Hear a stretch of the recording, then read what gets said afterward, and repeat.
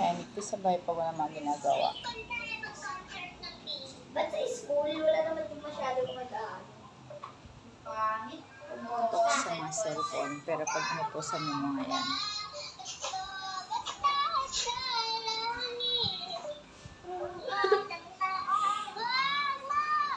Amoy baygon ka talaga. Bakit mo ba? Bakit ama mo sabihin, pabangon ng kapatid mo, oh my God.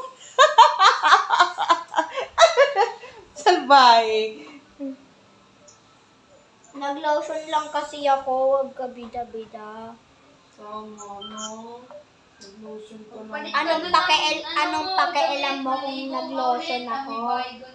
Wala ka na Si doon. malamok na naman. Tama lang yan. Puso ang dengue Uso! At ako nagkasakit ulit ng dengue. Na mula. Sabi ng kapatid, amoy baygon daw.